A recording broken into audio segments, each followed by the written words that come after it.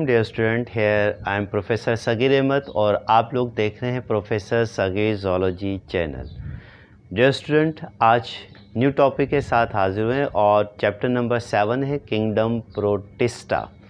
Kingdom protista के लें या किंगडम प्रोटोक्टिस्टा के लें, बात एक ही है और इसको हम लास्ट टाइम डिफ़ाइन भी कर चुके हैं कि प्रोटिस्टा किसे कहा जाता है कि यूनिसेलुलर होना ज़रूरी है, माइक्रोस्कोपिक होना ज़रूरी है और यानी कि यूकैरियोट्स होना ज़रूरी है। यानी कि 3 शराइत इसके अंदर मौजूद हैं, यूनिसेलुलर, माइक्रोस्कोपिक और यूकैरियोट्स। यूकैरियोट्स को डिफ़ाइन किया था कि यूकैरियोट्स किसे कहते हैं कि ट्रू न्यूक्लियस प्रेजेंट हो, यानी कि nucleus surrounded by nuclear membrane.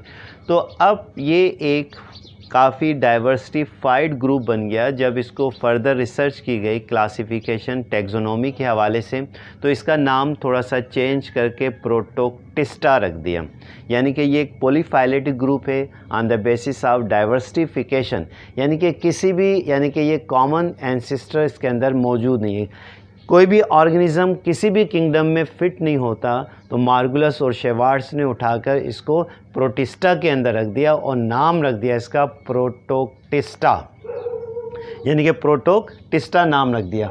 और फिर इस प्रोटोक्टिस्टा को 3 ग्रुप में डिवाइड कर दिया, plant like Protoctista, fungi like Protoctista और हमारे पास थर्ड था एनिमल लाइक प्रोटोक्टिस्टा। तो चैप्टर 7 के अंदर ये टॉपिक मौजूद हैं, जिसमें पहला हम टॉपिक डिस्कस करेंगे प्लांट लाइक प्रोटोक्टिस्टा। अब प्लांट लाइक प्रोटोक्टिस्टा में किसको इंक्लूड किया गया, ये सारी बातें पीछे चैप्टर नंबर 5 के अंदर हम डिटेल से डिस्कस कर चुके हैं। तो एल्गी को प्लांट लाइक प्रोटोक्टिस्टा में इंक्लूड किया गया। ओल्ड क्लासिफिकेशन में एल्गी को, जो मल्टी सेलुलर एल्गी थी, उसको किंगडम प्लांटी के साथ रखा गया था और जो यूनिसेलुलर एल्गी थी उसको फाइलम प्रोटोजोआ यानी कि किंगडम एनिमेलिया में रखा गया था, जिसमें यूग्लिना हो गया, हमारे पास क्लेमेडोमोनास हो गया और बेशुमार माइक्रो ऑर्गेनिज़म है। तो ये तमाम चीज़ें जिसमें ये ख़राबियाँ टैक्सोनॉमी के अंदर थी, तो रॉबर्ट वेटेकर, मार्गुलस और शेवार्ट्स ने इन तमाम चीज़ों को उठाकर एक अलहदा किंगडम बना दिया और नाम रख दिया किंगडम प्रोटिस्टा से किंगडम प्रोटोक्टिस्टा। अब कोई भी ऑर्गेनिज़म किसी भी किंगडम में प्लेस नहीं होता तो उसको उठाकर किस में रख देते हैं, प्रोटिस्टा, और नाम क्या रख दिया, प्रोटोक्टिस्टा। तो एल्गी ओल्ड क्लासिफिकेशन में किस में थी, मल्टी सेलुलर किंगडम प्लांटी में और यूनिसेलुलर किंगडम एनिमेलिया यानी कि फाइलम प्रोटोजोआ। अब फाइलम प्रोटोजोआ खुद एनिमल लाइक प्रोटोक्टिस्टा बन गया। इसको अलहदा किंगडम के लिहाज से क्या करते हैं, डिस्कस करते हैं। अब एल्गी में आपके सिलेबस में 2 एग्जाम्पल दी हुई हैं। एक है हमारे पास क्लोरीला और सेकंड है अल्वा। सबसे पहले हम क्लोरीला के हवाले से बात करेंगे कि क्लोरीला क्या है, कैसे एल्गी है। एल्गी के अंदर यूजुअली ग्रीन पिगमेंट्स पाए जाते हैं, क्लोरोफिल बी भी मौजूद है और सेल वॉल भी मौजूद होती है। They prepare own food material by the help of photosynthesis. अगर हम क्लोरीला की बात करें तो हैबिटेट के हवाले से कि इट इज़ फ्रेश वाटर अलगा, यानी कि ये फ्रेश वाटर में, ठहरे हुए पानी में क्या होता है, मौजूद होता है। और यूजुअली जैसे पूल्स हो गए, डाइचिस हो गए, स्टैग्नेंट वाटर है, ठीक है ना, जैसे हमारे पास क्या है, गड्ढे होते हैं, उनमें ये फ्लोटिंग कंडीशन में क्या होता है, पाया जाता है। अगर हम इसके शेप की बात करें तो ये राउंड इन शेप होता है। कैसा होता है, यूजुअली राउंड इन शेप, ठीक है। ये हमारे पास क्या, अगर हम इसको ये छोटा सा टाइनी क्या है, क्लोरीला है। अगर हम इसको बड़ा करके देखें, इसी चीज़ को बड़ा करके देखते हैं, तो ये हमारे पास यूजुअली राउंड इन शेप, ये हमारे पास कौन है, ये अल्वा है, ठीक है। आउटर मोस्ट लेयर इसकी क्या कहलाती है, सेल वॉल कहलाती है and usually made up of cellulose. इसके अंदर कप शेप ग्रीन पिगमेंट्स पाए जाते हैं। इस वक्त ये हमारे पास कप शेप क्या है, ग्रीन पिगमेंट्स हैं।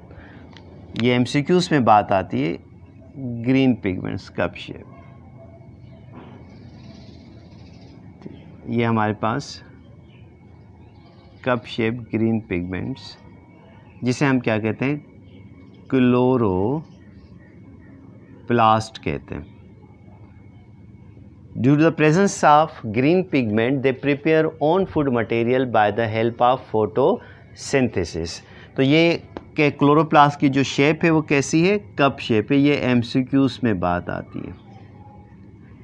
Cup shape chloroplast is present inside the nucleus is present. ये हमारे पास क्लोरेला का क्या है, न्यूक्लियस है। Nucleus control all the activity of the cell, जो कि सेल की तमाम एक्टिविटी को क्या करता है, कंट्रोल करता है। हैविंग अ माइटोकॉन्ड्रिया, जो कि सेलुलर रेस्पायरेशन में क्या करते हैं, पार्टिसिपेट करते हैं, माइटोकॉन्ड्रिया। इसके अलावा इसमें गोल्जी बॉडीज़ भी पाई जाती हैं। ये हमारे पास क्या है, गोल्जी बॉडीज़ हैं, टाइनी, ठीक है। कंटेन साइटोप्लाज्म, ये हमारे पास माइटोकॉन्ड्रिया,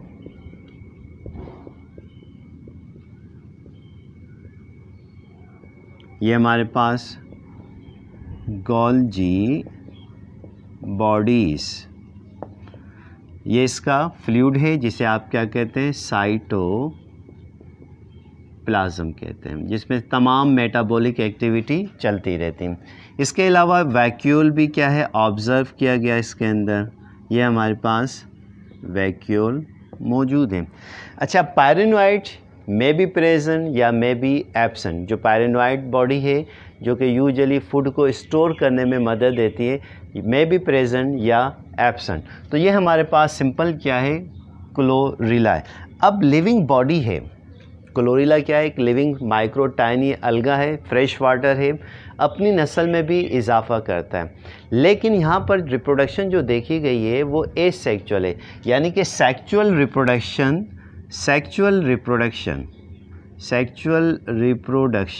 एब्सेंट है। किसी भी किस्म की सेक्सुअल रिप्रोडक्शन मौजूद नहीं है। हाँ, अलबत्ता एसेक्सुअल रिप्रोडक्शन है, लेकिन एक ख़ास मेथड होता है जिसे कहते हैं एप्लानोस्पोर मेथड।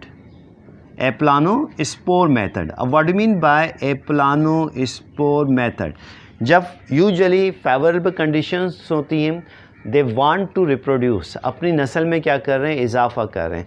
अब होता क्या है, होता ये है कि जो क्लोरेला की जो बॉडी है, इसका जो प्रोटोप्लाज्म है, यूजुअली 8 से 16 छोटे छोटे प्रोटोप्लास्ट में तब्दील हो जाता है, यानी कि डिवाइड हो जाता है। ठीक, 1 2 3 4 5 6 7 8, ठीक है।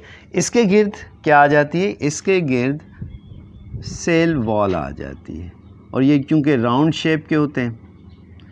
अब राउंड शेप होने की वजह से इन स्पोर्स को नाम दे दिया एप्लानोस्पोर। ये हमारे पास क्या है, एप्लानोस्पोर्स। बहुत सिंपल सा मेथड है। They want to reproduce, the protoplasm या cytoplasm split into 8 to 16 protoplast, छोटे छोटे प्रोटोप्लास्ट में तब्दील हो जाते हैं। उसके गिर्द वॉल आ जाती है। Now the structure is said to be the aplanospore. When they are mature, the cell wall is burst, aplanospore release and convert into new Chlorella. अब सेल वॉल बर्स्ट हो जाएगी, एप्लानोस्पोर बॉडी से बाहर निकल आएंगे और नए क्लोरेला में तब्दील हो जाएंगे। तो ये एक कॉमन मेथड है एसेक्सुअल रिप्रोडक्शन का। किसके अंदर, क्लोरेला के अंदर। ये तो बात हमारी चल रही थी हैबिटेट के हवाले से। फ्रेश वाटर है, डाइचिस, पूल्स वगैरह, जहाँ खड़ा हुआ पानी वहाँ पर पाए जाते हैं, फ्लोटिंग कंडीशन में मौजूद होते हैं। ठीक है। स्ट्रक्चर की बात चली, यूजुअली राउंड इन शेप है, ठीक है ना। कप शेप प्रोटोप्लास्ट है, न्यूक्लियस है, माइटोकॉन्ड्रिया है, ये तमाम चीज़ें इनके अंदर मौजूद हैं। Reproduction, sexual reproduction totally absent है। एसेक्सुअल रिप्रोडक्शन एप्लानोस्पोर मेथड के ज़रिए करते हैं। इम्पोर्टेंस क्या है, क्यों हम इसको इतना इम्पोर्टेंस देते हैं? इम्पोर्टेंस के हवाले से अगर हम बात करें, पहली जो सबसे इम्पोर्टेंस है, एक तो ये ऑक्सीजन प्रोवाइड करता है for the during the photosynthesis, और आपको मालूम है कि फोटोसिंथेसिस के दौरान ऑक्सीजन गैस क्या होती है, रिलीज़ होती है। ऑक्सीजन रिलीज़ होती है, वो पानी में डिज़ोल्व फॉर्म में, और एक्वेटिक जो वहाँ पर फाना है उसके लिए ब्रीथिंग में क्या करते हैं, पार्टिसिपेट करते हैं। लेकिन जो सबसे ख़ास बात क्लोरीला की, इससे एंटीबायोटिक प्रिपेयर करते हैं, यानी कि फ्रॉम द क्लोरीला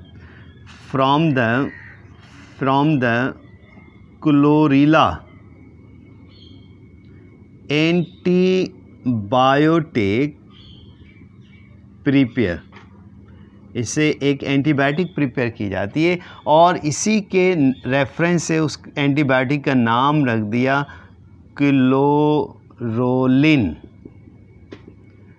क्लोरोलिन, जो कि use against the bacterial infection. तो ये हमारे पास क्लोरीला था, प्लांट लाइक प्रोटिस्टा एल्गी की पहली एग्जाम्पल थी, जिसे क्लोरीला हम कहते हैं। सेकंड लेक्चर के अंदर इंशाल्लाह अल्वा को हम क्या करेंगे, डिटेल से डिस्कस करेंगे। तो उम्मीद है कि डियर स्टूडेंट ये लेक्चर आपको समझ में आ गया होगा। तो अगर कोई बात समझ में नहीं आए तो कमेंट सेक्शन में लिख दीजिएगा, प्रॉब्लम को सॉल्व कर दिया जाएगा। तब तक के लिए अपने सर प्रोफेसर सगीर अहमद को इजाज़त दीजिए। अल्लाह हाफिज़।